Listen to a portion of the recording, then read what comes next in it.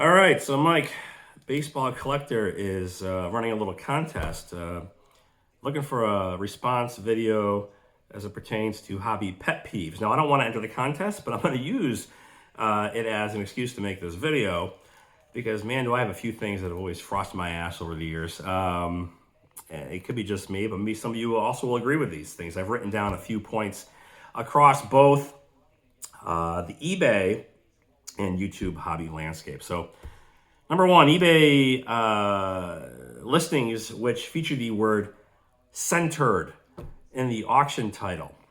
You know, it's like all caps, underlined. It's boom, center with conviction. This card is centered, and you click on it, it's like 70-30 or something. And I'm just like, are you kidding me? Who's the bigger idiot, you or the people that actually might fall for this? I don't know. That's a loaded question, but you know, and to take it a step further, and I shit you not, there was a time several months ago I was looking for a particular card, and I forget what it was. It was in the 60s. Maybe it was like a 68 Rose or a 69 Clemente or something like that. But anyway, it had the card description, and then also centered was in the listing title. And when I clicked on it, it was a PSA 8 or 9 OC qualifier, not centered, off-centered. So, you know, I don't know what people are thinking. I mean, it's just like, really? I mean, I feel like jumping through the monitor. Are you some kind of effing moron?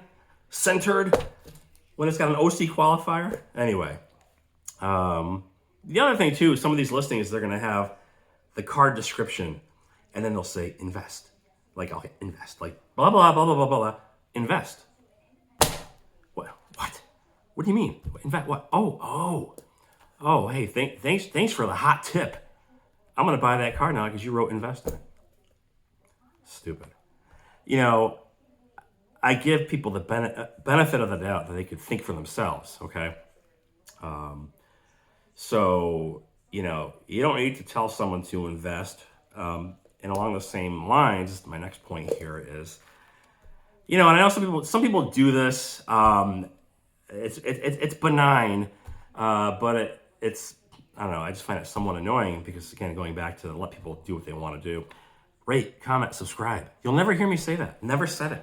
I think once or twice I've solicited a comment on something I might have done just to get some feedback. But, you know, I'm of the opinion that if you watch something of mine and you want to rate it, go right ahead. You want to subscribe to my channel, sure.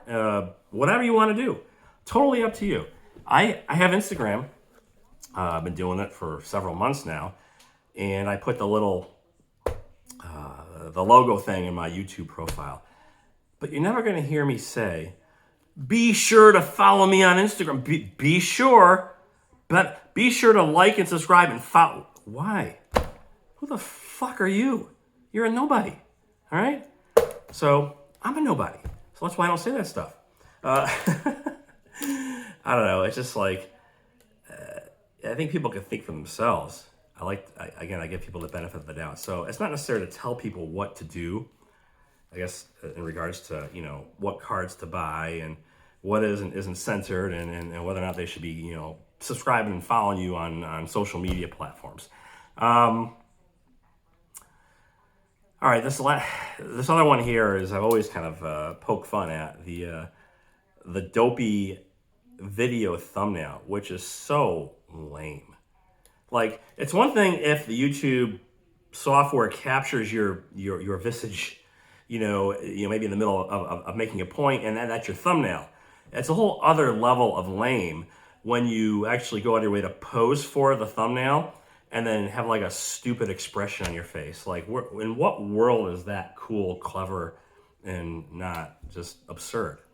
It was pervasive across YouTube during the pandemic. And a lot of these channels, a lot of them have gone away, but some are still around and they're still doing it. And I don't get it. It's some sort of narcissistic personality disorder where people like just looking at themselves, hearing themselves talk. Some of these so-called investors or finance people, they not only lack the relevant work experience, they lack the educational background, you know. we got guys that are in there that rent apartments, but they're telling you how to invest. They rent an apartment for whatever, like $1,000 a month, or whatever, and they're telling you how to invest.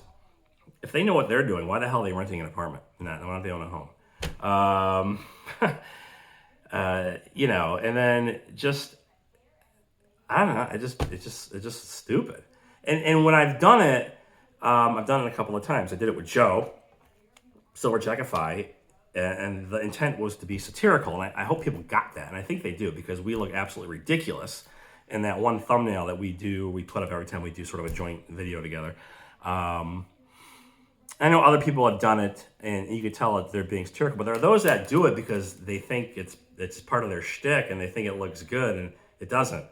Like, I went to a card show, and I made a $2,000 trade, and it's like $2,000 fonts and dollar signs, and like, whoo, oh, you made a $2,000 trade. Oh, good for you. I mean, you know what I'm saying? I'll probably get a lot of hate on this video.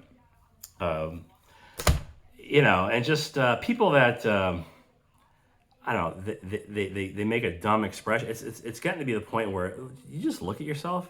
Do you realize you look like an effing moron? If you do it, you look at your thumbnails. Is it supposed to attract views and likes? And maybe there's some truth to that, because a long time ago, when Jeff Wilson was new, he had the this and that, all this bullshit. And I said in the comments, again, a couple years ago, I said, why do you do that? I said, you look ridiculous, and it's not necessary. He's like, oh, well, haha, it gets the views. And, maybe there's some truth to that. And so if views and subs matter to you, and that's an effective means to growing your channel by selling your soul to look like a complete D-bag, well, then I guess it's your right to choose. So those are my hobby pet peeves. I probably have a few more, but I'll just leave it at that. And so coming up for me, it's been a while. I've been sick for the last week and a half or so. And again, Joe and I have been trying to get together we have some things we want to do. We have our top 10 or something, worst slabs in our collection. I don't know if we're going to continue the countdown, the massive countdown we started a year ago. I think we're up to like 280 to 240 or something like that. But we'll see. And then there's some other stuff we talked about doing. But anyway, yeah, that's it. Thanks for watching, and I will talk to you later.